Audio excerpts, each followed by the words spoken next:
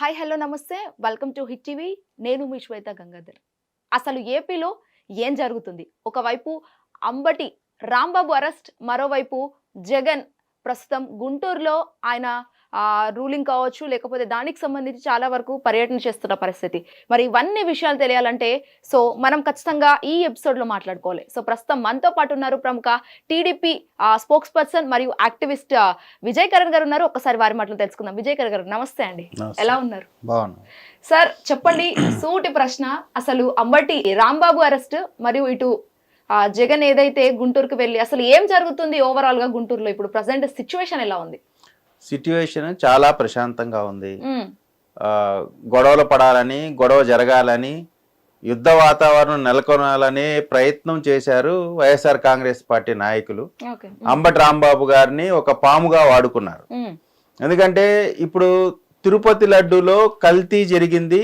నెయ్యి స్థానంలో నెయ్యి లాంటి పదార్థాలతో కూడుకున్నటువంటి ఒక నకిలీ నెయ్యిని వాళ్ళు తయారు చేసి భక్తులను మనోభావాలతో ఆడుకున్నారనేటువంటిది క్లియర్ కట్గా ఎస్టాబ్లిష్ అయిపోయింది సిబిఐ సుప్రీంకోర్టు ఆధ్వర్యంలో వేసినటువంటి సిట్లో.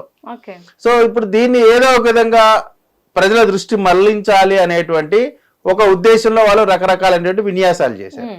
దానిలో భాగంగా అంతకు ముందర ఇదే అంబటి రాంబాబు తిరుమల దర్శనానికి వెళ్ళినప్పుడు అద్భుతంగా ఉంది, మా ప్రభుత్వం కంటే కూడా చాలా బాగుంది ఇప్పుడు ఉన్నటువంటి భోజనాలు కానీ ఇక్కడ ఉన్నటువంటి మెయింటెనెన్స్ కానీ స్వయంగా ఆయనే ఒప్పుకున్నటువంటి పరిస్థితి. అంటే ప్రతిపక్షాలు సైతం ఈ ప్రభుత్వం యొక్క తిరుమల దేవస్థానం యొక్క వారు చేసినటువంటి యాక్టివిటీస్ యొక్క ప్రశంసల్ని యాక్సెప్ట్ చేయలేని పరిస్థితిలో వైఎస్ఆర్ కాంగ్రెస్ పార్టీ నాయకత్వం ఉంది. సో వీటన్నిటిని దృష్టి మరల్చాలా, చేసిన తప్పుని పక్కకు నెట్టాలా, తద్వారా ఏదో రాజకీయంగా లబ్ధి పొందుదామనేటువంటి ప్రయత్నం చేశారు. అది బెడిసి కొట్టింది. ఇప్పుడు ఎవరో ఒకళ్ళు ఒక ఫ్లెక్స్ వేశారు, నీకు అది అభ్యంతరకరంగా ఉంటే ఎక్కడికి వెళ్ళాలా? మున్సిపల్ కమిషనర్ దగ్గరకో పోలీసు వారి దగ్గరికి వెళ్ళి కంప్లైంట్ ఇవ్వాలా. అలా కాకుండా ఆ ఫ్లెక్స్ దగ్గరికి వచ్చి టీడీపీ వాళ్ళని అడ్రస్ చేయటం ఏంటి? మర్యాదగా తీయమని టీడీపీ వాళ్ళని బెదిరించడం ఏంటి? తప్పు కదా. సరే, మీరు అటువంటి చేసినప్పుడు చర్యకి ప్రతిచర్య ఉంటుంది. కానీ మీరు చేసినటువంటి ఈ కార్యక్రమం వల్ల జరిగిన ఇబ్బంది అంతా కూడా ఎవరికి జరిగింది? ఏం జరిగింది అంటే ఇక్కడ మీరు కల్తీ లడ్డు విషయం అంటే వచ్చింది కాబట్టి నేను అడుగుతున్నానండి. జస్ట్ కల్తీ జరిగింది నెయ్యిలో మాత్రమే, కానీ జంతు కొవ్వు, ఫిష్ ఆయిల్ అని చెప్పేసి నింద మోపారు అని అంటున్నారు. మరి మీరు ఏ విధంగా ఆ నిందను మోపుతారండి వైఎస్ఆర్సీపీ పార్టీ? ఇప్పుడు ఒకటి ఆలోచన చేయాల్సింది ఏంటంటే కల్తీ జరిగిందా లేదా. ఇప్పుడు అప్పుడు జరిగినటువంటి ఆ రిపోర్ట్ లో అడల్ట్రేషన్ జరిగింది, జంతు పదార్థాలు అన్ని కలిసినాయి అనేటువంటిది మొదటి రిపోర్ట్ వచ్చింది. తర్వాత రిపోర్ట్ లో విచారణలో కల్తీ జరిగినది వాస్తవం. ఇప్పుడు తిరుమల లాంటి పవిత్రమైనటువంటి దేవస్థానంలో కల్తీ జరగటమే ఎలా జరిగింది అనే దాని గురించి మాట్లాడటమే పాపం. కల్తీ జరిగింది అనేటువంటిది వాళ్ళు ఒప్పుకుంటూనే అలా జరగలేదు, దొంగ ఇల్లు తాళం పగలగొట్టి వెళ్ళి దొంగతనం చేస్తే ఏంది, పగలగొట్టకుండా వెళ్ళి చేస్తే ఏంది, దొంగతనం జరిగిందా లేదా అనేటువంటిదే మనం ఆలోచన చేయాల్సినటువంటి అవసరం ఉంది. ఇక్కడ వైఎస్ఆర్సీపీ పార్టీ వాళ్ళు అంటున్నారు ఎట్లా అంటే, మీలాంటి స్పోక్స్ పర్సన్సే వాళ్ళు కూడా మా హిట్ టీవీకి వచ్చి స్వయంగా అంటున్నారు, భువనేశ్వర్ అమ్మగారి హెరిటేజ్ కంపెనీ నుంచే ఆ కల్తీ నెయ్యి వచ్చింది అని. సరే, ఇప్పుడు ఇంకా ఎక్కడి నుంచైనా వచ్చింది అనొచ్చు. ఎవరు నరం లేని నాలుగుతో ఎన్ని మాట్లాడినా ఏదైనా చెల్లిద్ది. అక్కడి నుంచి వెళ్ళింది అనేటువంటి మాట అన్నారంటే అంతకంటే దివాలా కోరుతాను డైలాగ్ ఇంకోటి ఉంటుందా? అసలు ఇప్పుడు దానికి సంబంధించినటువంటి కాంట్రాక్టర్ ఎవరు, ఏ టైంలో జరిగింది, ఏం జరిగింది అనేటువంటిది సిట్టు చదువుకోమనండి. అసలు అంటే మనం ఎవరి మీదైనా ఇదే ఈ కొవ్వెక్కిన మాటలకే మాకు కోపాలు వస్తాయి. మా నాయకత్వం మీరు వాళ్ళు వేసిన ట్రాప్ లో పడద్దు, వాళ్ళు రెచ్చగొడతారు, మీరు మాత్రం సైలెంట్గా ఉండి అంటుంది. కాబట్టి అసలు ఆ మాట అనేవాడిని ఏం చేయాలా? అలా బోడిగుండికి మోకాలకి ముడిపెట్టి మాట్లాడితే హెరిటేజ్కి దానికి ఏంటి సంబంధం? కాబట్టి ఇప్పుడు వాళ్ళు చేసిన తప్పులకి పాపం వాళ్ళు శిక్ష అనుభవిస్తా ఉన్నారు, ప్రజలు శిక్షిస్తున్నారు. ఆల్రెడీ ఆ శిక్షకు గురై ఇప్పుడు కనీసం ప్రతిపక్ష హోదా కూడా లేక ప్రతిపక్ష హోదా కోసం ప్రయత్నిస్తున్నారు. మరో పక్క దేవుడు కూడా వాళ్ళని శిక్షించారు. కాబట్టి వాళ్ళకి భవిష్యత్తు లేదు. కాబట్టి ఆంధ్రప్రదేశ్లో ఉన్నటువంటి అభివృద్ధి అనేటువంటి భవిష్యత్తు యువతకు లేకుండా చేసేటువంటి కుట్రలో భాగంగా ఈ రోజు వాళ్ళు అల్లర్లు సృష్టించేటువంటి ప్రయత్నం చేస్తున్నారు. అక్కడ ఉంది జగన్మోహన్ రెడ్డి కాదు, చంద్రబాబు నాయుడు గారు ముఖ్యమంత్రిగా. వీళ్ళు ఈ కప్పగంతులన్నీ ఆయన ముందు చెల్లవు. ఖచ్చితంగా లా అండర్ సిచ్యువేషన్ ని మీరు చూస్తే గతంలో ఉమ్మడి ఆంధ్రప్రదేశ్లో ప్రతి 6 నెలలకు ఒకసారి మత విద్వేషాలతో అట్టుడుకుపోతా ఉండేది. వందల మందిని హత్యలు, హిందూ ముస్లిం అనే రకరకాలైనటువంటి గొడవలు కంటిన్యూస్గా జరుగుతూ ఉండేవి. ఎప్పుడైతే చంద్రబాబు నాయుడు గారు ముఖ్యమంత్రి అయ్యారో ఆ రోజు నుంచి కూడా ఈ విధమైనటువంటి మత విద్వేషాలు కానీ, మతానికి సంబంధించిన హత్యలు కానీ, ఫ్యాక్షన్ కానీ, రౌడీయిజం కానీ ఉక్కు పాదంతో అణిచివేసినటువంటి చంద్రబాబు నాయుడు గారు. కాబట్టి లా అండ్ ఆర్డర్ ఇక్కడ మెయింటైన్ గుంటూరులో చేస్తారు. చూసుకున్నట్టయితే పరిస్థితి మొత్తం ఎట్లా ఉందంటే, ప్రతిపక్షాలు ఏవైతే ఉన్నారో అటు వైసీపీ కావచ్చు, ఇంకా ఏవి ఉన్నా కూడా బీజేపీలు కావచ్చు, చాలా వరకు అంటున్నాయి టీడీపీ పార్టీలో వాళ్ళకు భయం పుట్టింది, ఇప్పటి నుంచే ఓటమి భయం స్టార్ట్ అయింది అని అంటున్నారు. అంత జనసంద్రం కూడా అక్కడ కనిపిస్తుంది. మీరు చూడొచ్చు ప్రతి ఒక్క సోషల్ మీడియాలో కావచ్చు, మీడియాలో కావచ్చు, చాలా వరకు మీరు చూడండి ఒకసారి. మరి ఎందుకు ఆ పరిస్థితి? జనసంద్రం నాకు అర్థం కాదు. అంటే గుంటూరుకి వెళ్ళారు ఇప్పుడు అంబటి జగన్ గారు ఎందుకు వెళ్ళారు? మాకు జనం ఉన్నారు, మా బలం చూడండి, మా సొగసు చూడండి వెళ్ళారా? ఎందుకు వెళ్ళారు? అంబటి రాంబాబు గారి ఇంటికి పరామర్శ ఓదార్పు యాత్ర చేయడానికి వెళ్ళాను అంట. అదే కదా. అంబటి రాంబాబు గారు ఎక్కడున్నారు? జైల్లో ఉన్నారు. మరి ఎక్కడ ఎవరిని ఇప్పుడు అంబటి రాంబాబు గారిని ఎక్కడ పరామర్శించాలా? రాజమండ్రి సెంట్రల్ జైల్లో కదా. ఇక్కడికి రావడంలో ఆయన ఉద్దేశం ఏంటి? మళ్ళీ ఇక్కడ ఉధృత పరిస్థితులు నెలకొనాలా, మళ్ళీ గొడవలు జరగాల అనేటువంటి ఉద్దేశంతో వాళ్ళు ఈ రకమైనటువంటి కార్యక్రమాలు చేస్తారు. తాడేపల్లి నుంచి గుంటూరు వెళ్ళడానికి ఎంతసేపు పట్టింది? చాలా తక్కువ సమయం పట్టింది. కానీ కావాలని ఆర్గనైజ్డ్ గా దీన్ని ఒక పొలిటికల్ యాత్రగా మలుచుకొని దీన్ని ఉధృత వాతావరణం క్రియేట్ చేసే ప్రయత్నం చేస్తున్నారు తప్ప ప్రజలకు కావాల్సినటువంటి అభివృద్ధి, సంక్షేమం, రక్షణ అనేటువంటి మా ప్రభుత్వం ద్వారా నేపథ్యంలో కూడా మీరు అంటే అనుకోవచ్చు కదా, వాళ్ళ కూతురు ఏడవడం చాలా వరకు చేస్తున్నారు, వాళ్ళ కూతుర్ని పరామర్శించడానికి వెళ్ళారు అనుకోవచ్చు కదా సార్. ఇప్పుడు పరామర్శించడానికి వెళ్ళే వాళ్ళు ఎలా ఉంటది, ఏం జరిగిద్ది? గతంలో ఏ డ్రామా అయితే రాజశేఖర్ గారు చనిపోయినప్పుడు చేశారో ఓదార్పు యాత్ర అనేటువంటిది, అదే మోడల్ కంటిన్యూస్ గా పనిచేసిద్ది అనేటువంటి పిచ్చి ఆలోచనలో ఉన్నారు ప్రజలు. ఒకసారి మోసపోతారు భావోద్వేగానికి. ప్రతిసారి భావోద్వేగం అనేటువంటి ఒక ముసుగునేసి ఏదో రాజకీయ లబ్ధి పొందాం అంటే కుదరదు. ఒకసారి నీకు అవకాశం ఇచ్చారు, 5 సంవత్సరాలు నువ్వు ప్రజలకు దూరంగా నెట్టివేయబడ్డావు, 5 సంవత్సరాలు నువ్వు ప్రజలకు దూరంగా ఉన్నావు, ప్యాలెస్ లో ఉన్నావు, ప్రజల వద్ద లేవు, ప్రజలకు కావాల్సిన మంచి చేయలేదు, రక్తపాతాలు జరిగినాయి, అధికారాన్ని సద్వినియోగం చేసుకోలేకపోయారు. సో ప్రజల వల్ల చిత్కరించబడ్డ సమయంలో ఇవన్నీ కూడా ఇంకొకసారి నమ్మేటువంటి అవకాశం లేదు. వాళ్ళు ఏమంటా ఉన్నారు? రేపు మేము వస్తే వేస్తాం. మీరు ఆల్రెడీ అలా వెయ్యబట్టే కదా, రక్తపాతం సృష్టించబట్టే కదా మీకు కనీసం ప్రతిపక్ష హోదా కూడా రాలేదు. కాబట్టి ఇదే మాట మాట్లాడుతూ ఉంటే ఉన్న 11 స్థానాలకు కూడా ఎసరుపడేటువంటి పరిస్థితి ఉంటుంది. కాబట్టి ఇప్పటికైనా ప్రజాస్వామ్యబద్ధంగా మాట్లాడటం నేర్చుకోవాలా, నేలకి కరెక్ట్గా పలకాలా. వేసేస్తాం తీసేస్తామంటే చట్టం ఊరుకునేటువంటి పరిస్థితి లేదు. అంటే ఇదే విషయానికి సంబంధించి కూడా జస్ట్ వీళ్ళు కూటమి ప్రభుత్వం ఓన్లీ గొడవలకు కొట్లాటలకే తప్ప పరిపాలించడం చేత కాదు అని వైఎస్ఆర్ వాళ్ళు చాలా వరకు అంటున్నారు. హిట్ టీవీతో కాదు, ఎక్స్క్లూజివ్ గా వేరే వాళ్ళ డిబేట్లలో కూడా చాలా వరకు అంటున్న పరిస్థితి. అంటే మీరు చూడండి, 18 నెలలు 20 నెలలు అవుతున్న సందర్భంగా ఎక్కడా కూడా ఎవరిపైన దాడులు చేయలేదు కదా. ఎంతమంది వైఎస్ఆర్ కాంగ్రెస్ పార్టీ నాయకులు ఉన్నారు, ఎవరిపైన దాడులు జరిగినాయి? పర్టికులర్ గా ఇవాళ అంబటి రాంబాబు గారిదో లేదా జోగి రమేష్ దో అన్నారంటే, జోగి రమేష్ అనేటువంటి మాటలేంటి?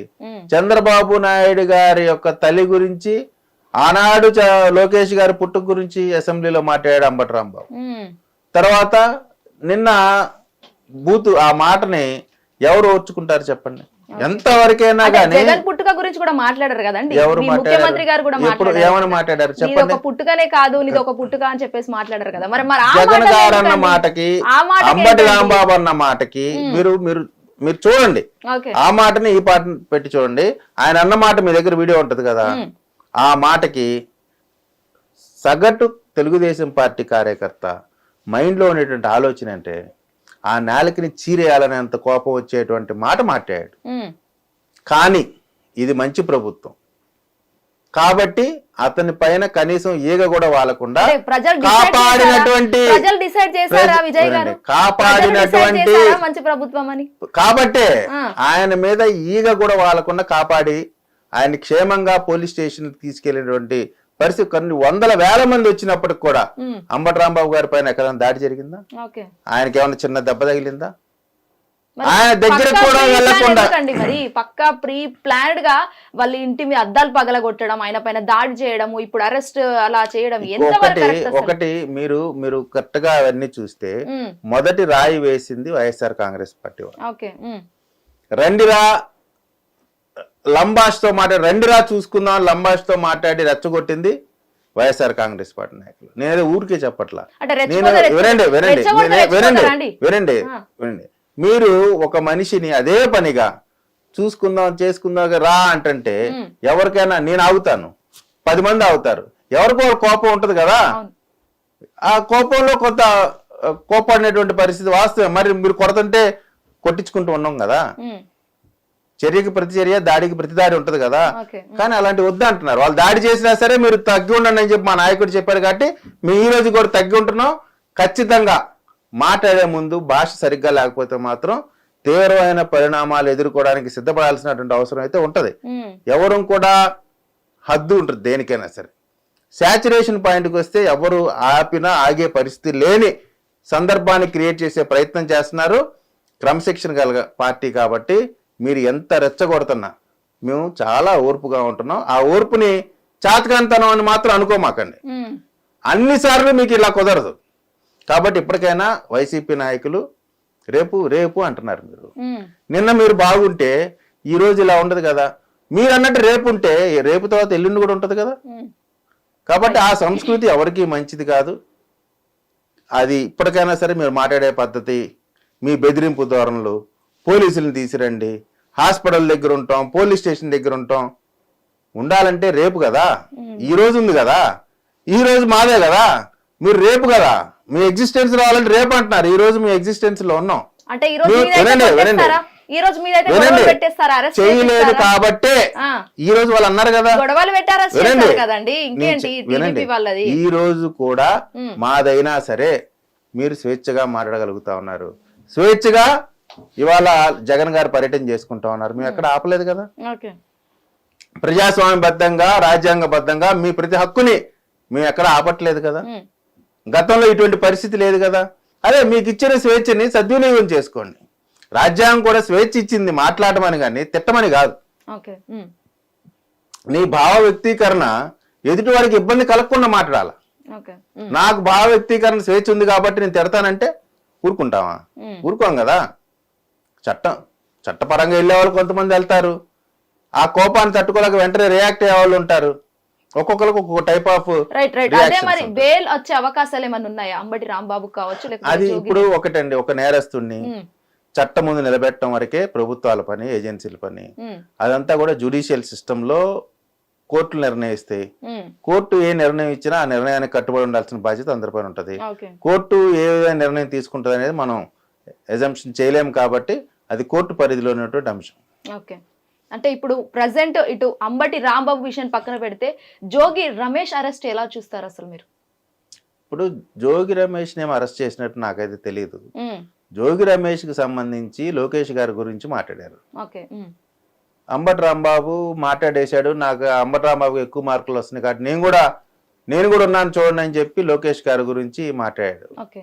సో ఎవరైనా కానీ ఇప్పుడు మీరు ఒక్కటి చూడండి, అంబటి రాంబాబు గొడవలో మా తెలుగుదేశం పార్టీకి సంబంధించినటువంటి అనేక మంది కార్యకర్తల పైన ఎఫ్ఐఆర్ నమోదని కేసులు పెట్టారు. చట్టపరంగా వారిపైన చర్యలు తీసుకుంటా ఉన్నారు. అదేవిధంగా జోగి రమేష్కి సంబంధించిన దాంట్లో కూడా కేసులు పెడతా ఉన్నారు, విచారణ చేస్తా ఉన్నారు.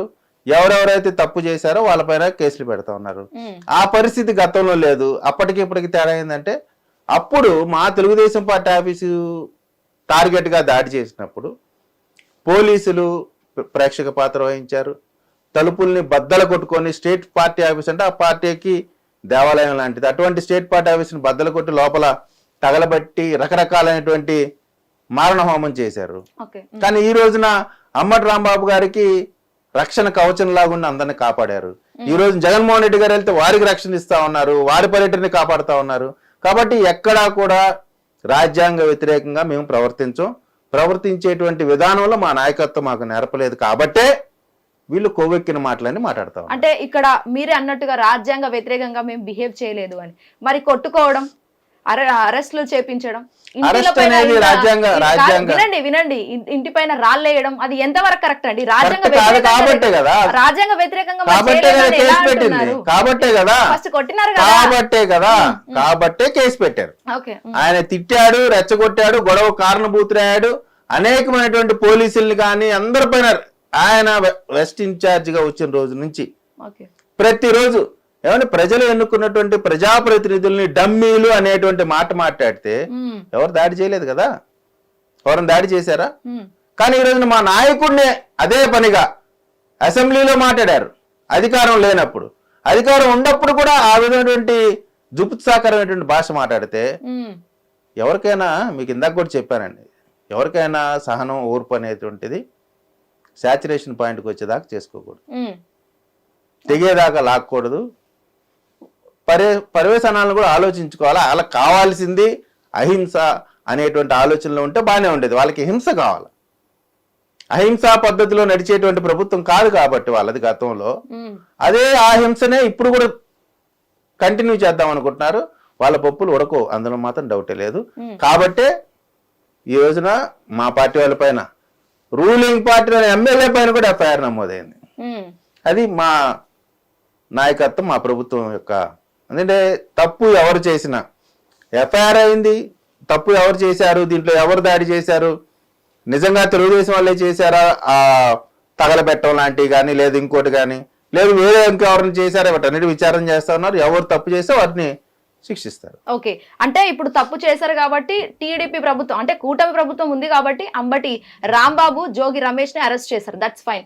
బట్ ఎమ్మెల్యే రైల్వే కోడూరు అతన్ని ఎందుకు అరెస్ట్ చేయలేకపోయారు? మరి త్రిసభ్య కమిటీ వేసి విచారించారే తప్ప ఎందుకు అరెస్ట్ చేయలేదు? ఎందుకు ప్రొసీజర్ ఫాలో కాలేదు? ఎందుకు అక్కడ కూటమి ప్రభుత్వం ఉందనా? ఇప్పుడు ఒకటండి, కూటమి ఇప్పుడు వాళ్ళిద్దరి మధ్య జరుగుతున్నటువంటి ఒక పర్సనల్ ఇష్యూ. లేటెస్ట్ గా సుప్రీంకోర్టు కూడా అనేకమైనటువంటి జడ్జిమెంట్లు ఇచ్చింది. ఇద్దరు కలిసి వాళ్ళ అంగీకారంతో జరిగినటువంటి అంశాలపైన, ఒక సంవత్సరం తర్వాత 6 నెలల తర్వాత వచ్చి నాకు ఇబ్బంది పెట్టారనేటువంటి వాటిపైన సుప్రీంకోర్టు క్లియర్ కట్ డెసిషన్స్ ఉన్నాయి. ఎలా అంటే అలా పెట్టడానికి కూడా అవకాశం ఉండదు. కానీ అయినప్పటికి కూడా ఏం జరుగుతా ఉంది? విచారణ జరుగుతా ఉంది కదా. రూలింగ్ ఎమ్మెల్యే పైన కూడా విచారణ జరుగుతా ఉంది కదా. కానీ గతంలో గోరంట్ల మాధవ్ కానీ, లేదు ఇంకొకరు వాళ్ళ హత్యలు చేసిన వాళ్ళ పైన కానీ ఎఫ్ఐఆర్ నమోదు చేయడానికి కూడా ముందుకు రాలేదు కదా. కనీసం విచారణ కూడా చేయలేదు కదా. చేయలేదు కదా. బాధితురాలని కూడా విచారణ ఎందుకు చేయట్లేదండి పోలీసులు?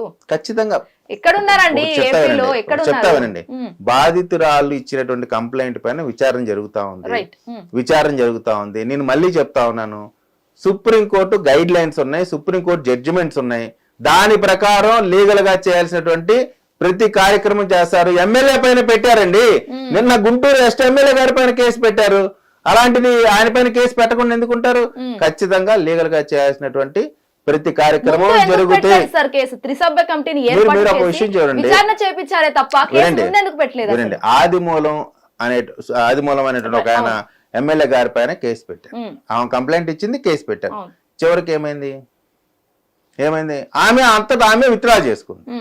అంటే ఇప్పుడు వాళ్ళు కేసు పెట్టే ముందు కూడా అదే సుప్రీంకోర్టు చెప్పేది, ఇష్టం వచ్చినట్టు వాళ్ళు కంప్లైంట్ ఇస్తే ఒక వ్యక్తి యొక్క క్యారెక్టర్ని అసోసియేట్ చేసే ప్రయత్నం జరుగుతున్నప్పుడు పోలీసులు విచారణ చేసిన తర్వాత మాత్రమే చర్యలు తీసుకోవడం చెప్పి గైడెన్స్ ఉన్నాయి. దాని ప్రకారమే జరుగుతూ ఉంది. మీరు ఎక్కడా కూడా ఈ ప్రభుత్వం మా పార్టీ వాళ్ళనైనా సరే, ఏ పార్టీ వాళ్ళనైనా సరే, తప్పు చేసిన వాళ్ళని తప్పు చేసిన వాళ్ళగానే చూస్తాం తప్ప వాళ్ళల్లో పార్టీలో, కులాలో, మతాలో చూసేటువంటి పరిస్థితి లేదు.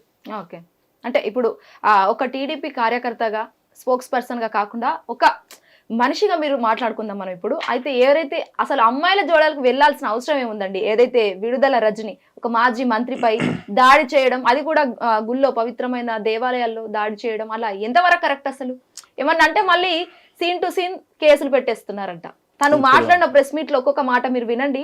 అసలు ఏ విధంగా పెట్టొచ్చు కేసు? తను ఏం చేయలేదని అంటున్నారు కదా. సరే, ఏమి చేయకపోతే నిర్దోషిగా చట్టం కేసుల నుంచి విడుదలవుతారు. నేరం చేసి శిక్ష అనుభవిస్తారు. దీంట్లో దీని అంత పెద్దగా చూడాల్సినటువంటి అవసరం లేదు. ఒకవేళ నిజంగా తప్పు చేయకపోతే, అదే నేను అనేది, నిజంగా ఆమె తప్పు చేయకపోతే కడిగిన ఆనుముత్యంలాగా కేసు కోర్టు కొట్టేస్తుంది. ఒకవేళ చేసింది అనుకోండి, శిక్షిస్తారు. కాబట్టి దీంట్లో దీని గురించి ఆలోచించాల్సిన పని లేదు. తప్పు చేయనప్పుడు భయపడాల్సిన పనే ఉంది. మీరు అనేకమైన కేసులు పెట్టారు కదా, తప్పు చేస్తే శిక్ష అనుభవిస్తారు. వచ్చేదనుకోండి, కొట్టేసుకొని బయటకు వస్తారు. దాంట్లో పెద్ద అవసరం ఏం లేదు. మీరు గుడిని అవమానించి గుడిలో కూడా నెయ్యితో సైతం కల్తీ చేసినటువంటి మీరు గుళ్ళకి వెళ్ళి సుభాషితాలు చెప్తా ఉంటే ప్రజలు నవ్వుకుంటా ఉన్నారు. కాబట్టి మీకు ఆ అర్హత లేదు. మీరు చేసేటువంటి ప్రతి కార్యక్రమం, చేసినటువంటి పాపాలు ఖచ్చితంగా మీ వెంట వస్తూ ఉంటాయి. రజనీ గారు ఏ విధంగా ప్రోగేట్ చేస్తారు ఏంటి అనేది మొదటి నుంచి అందరికీ తెలిసిందే. ఏ విధంగా వాళ్ళ కాన్స్టిట్యున్సీలో ఏం జరిగినాయి అన్ని కేసులన్నీ కూడా మీకు తెలియంది కాదు. ఏదైనా ఒకవేళ ఆమె నిజంగా తప్పు చేయకపోతే కోర్టులు కొట్టేస్తాయి కాబట్టి ఆ భయపడాల్సిన పని లేదు. Okay, right. అంటే ఒకవైపు జగన్ పర్యటన చేస్తున్నారు, మరోవైపు ఏపీలో చూసుకున్నట్లయితే ఏపీసీసీ ఆవిడ వైఎస్ షర్మిల ఆవిడ కూడా పర్యటన చేస్తున్నారు. అంటే జాగృతి జనం బాటలాగా ఇక్కడ కవితమ్మ ఎట్లా చేస్తున్నారు, ఆవిడ కూడా అక్కడ చేస్తున్నారు. మరి ప్రతిపక్షం అయ్యే ఛాన్సెస్ ఏమైనా ఉన్నాయా టీడీపీకి? అంటే అనేకమైనటువంటి ప్రతిపక్ష పార్టీలు వస్తుంటాయి, అనేకమైనటువంటి ఒడుదుడుకులు మనం చూసాము. తెలుగుదేశం పార్టీని నామరూపాలు లేకుండా చేస్తామన్న వాళ్ళందరూ కూడా ఆ పార్టీలే నామరూపాలు లేకుండా పోయినాయి. పార్టీ లేకుండా చేస్తామన్న వాళ్ళ పరిస్థితి ఏమైనా మనం అందరం చూసాం. కాబట్టి ఎవరు ప్రతిపక్షంగా వచ్చినా ఎవరు రాకపోయినా బాధ్యతగా మా ప్రభుత్వం ప్రజలకు కావాల్సినటువంటి అనేకమైనటువంటి అంశాల్లో అభివృద్ధి కానీ, సంక్షేమం కానీ, మరి ముఖ్యంగా యువతకు ఉపాధి కానీ, ఎడ్యుకేషన్, హెల్త్కి సంబంధించిన అన్ని విషయాల్లో ప్రజలకి మంచి చేసి మంచి ప్రభుత్వం, శత్రువులు సైతం కాపాడుతున్నటువంటి ప్రభుత్వం. కాబట్టి షర్మిల గారైనా ఎవరైనా మాకు ఒకటే. వాళ్ళ అంతర్గత కుటుంబాల్లో అనేకమైన సమస్యలు ఉంటాయి, వాళ్ళలో ఏదో కింద పైన పడతా ఉన్నారు. మాకు ఎవరైనా ఒకటే. ఇప్పుడు జగన్మోహన్ రెడ్డి గారు ప్రతిపక్ష పార్టీ ఎమ్మెల్యేగా అసెంబ్లీకి రాకుండా ఫెయిల్ అయ్యారు. ఆ ప్లేస్ ని షర్మిల గారు ఏమన్నా ఫుల్ఫిల్ చేస్తారేమో చూద్దాం. ఎవరైనా మేము ప్రజలకి జవాబుదారీతనం, ఆ జవాబుదారీతనంతోనే పనిచేస్తాం. Okay, right. ఫైనల్ గా ఇటు అంటే ఏదైతే అంబటి రాంబాబు అరెస్ట్ పైన చాలా వరకు అటు బైరెడ్డి సిద్ధార్థ రెడ్డి కావచ్చు, ఇంకా మిగతా మాజీ మంత్రులు వాళ్ళందరూ కూడా ప్రెస్ మీట్లు పెడుతున్న సిచ్యువేషన్స్ కనిపిస్తున్నాయి. సో వాళ్ళకు మీరు ఏమైనా చెప్పాలనుకుంటున్నారా? ఇప్పుడు మీరు భయపెడితే ఇప్పుడు భయపడలేదు, భయపడము. మీరు అధికారంలో ఉన్నప్పుడు కూడా భయపడలేదు. కాబట్టి మీరు బెదిరిస్తే బెదిరేవాడు ఎవడు లేడు. మీరు ఏది చెప్పినా దానికి మేమేమి వెనకాడేటువంటి పరిస్థితి లేదు. కాబట్టి మీరు బెదిరించమాకండి. మీ బెదిరింపులకి అంజిరెడ్డి తాతే భయపడలేదు. 75 సంవత్సరాలు ఆయన తొడగొట్టి ముందు నిలబడ్డాడు. అటువంటిది మాకు కొంత కట్టుబాట్లు ఉన్నాయి కాబట్టి, బాబు గారు ఒప్పుకోరు కాబట్టి మేము కూడా చాలా జాగ్రత్తగా మాట్లాడుతున్నాం. మీలాగా మాట్లాడాలన్నా లేదా మీలాగా చేయాలన్నా పెద్ద విషయం కాదు. మీరు పోలీసులు లేకుండా రమ్మన్నా రాగలుగుతాం, మీరు రమ్మన్నా ఓకే, మీరు వచ్చినా ఓకే, మమ్మల్ని రమ్మన్నా ఓకే. దానికేం పెద్ద భయపడే మీరేదో నేను ఒక్కటే చెప్తాను. మీరు ఏదో చెప్తున్నారు కదా, 8 గంటల పాటు రాంబాబు గారి పైన ఇంటి పైన దాడి చేశారు. ఆంధ్రప్రదేశ్ లో ఏ ప్రాంతం నుంచి అయినా సరే గుంటూరుకి 5 గంటల్లో రావచ్చు. మరి ఈ మగోళ్ళు, ఈ దమ్మున్న హీరోలు రావచ్చు కదా, బైరెడ్డి లేకపోతే అనిల్ కుమార్ యాదవ్ రావచ్చు కదా. అసలు గుంటూరులో పట్టుమని 100 మంది రాలా ఆయన దగ్గరికి. ఆయన ఇంటికి ఇలా జరుగుతుందనో లేదా గొడవ జరుగుతుందంటే ఆయనకి సంఘీభావంగా 100 మంది రాలా. ఆయన ఇవన్నీ కథలు చెప్పొద్దు, ఈ అశాంతి క్రియేట్ చేసే ప్రయత్నం చేయొద్దు. మీరు ఆ విధంగా మాట్లాడితే చెప్పాం కదా, నిన్న రేపు తర్వాత ఎల్లుండి కూడా ఉంటుంది. అది గుర్తు పెట్టుకొని ప్రవర్తిస్తే మీకు ఆరోగ్యానికి మంచిది. Right, thank you so much sir, చాలా మంచి ఇన్ఫర్మేషన్ షేర్ చేసుకున్నారు. సో చూసారు కదా, మరో ఎపిసోడ్ తో మళ్ళీ ముందు. అప్పటిదాకా keep watching hit TV. Hit TV app, ఇందులో short news, live news, entertainment shows, movies, digital magazines తో పాటు మీ జిల్లా వార్తలను కూడా ఫ్రీగా చూడొచ్చు. ఇంకెందుకు ఆలస్యం, వెంటనే హిట్ టీవీ యాప్ ని డౌన్లోడ్ చేసుకుని ఫ్రీగా ఎంటర్టైన్మెంట్ పొందండి. Hit TV app, hit TV app, please download hit TV app. Hit TV app ని ఫ్రీగా డౌన్లోడ్ చేసుకుని ఎంజాయ్ చేయండి. మీకు నచ్చిన ఎంటర్టైన్మెంట్ కోసం హిట్ టీవీ యాప్ ని ఫ్రీగా డౌన్లోడ్ చేసుకుని ఎంజాయ్ చేయండి. హిట్ టీవీ యాప్ ని డౌన్లోడ్ చేసుకుని ఆస్వాదించండి, ఆశీర్వదించండి. ఇంతమంది సెలబ్రిటీలు హిట్ టీవీ యాప్ ని డౌన్లోడ్ చేసుకోండి అని చెప్తున్నారంటే ఎంత మంచి యాప్ ఆలోచించండి. అమెరికా అమెరికా అమెరికా అమెరికాలో చదవాలనుకునే వాళ్ళకి విశ్వసనీయమైన పేరు మన శౌర్య కన్సల్టెన్సీ. UK లో 1 year masters, UK లో 1 year masters, 2 years work permit up to 5 years visa. Contact Saurya Consultancy. Contact 89851 89851.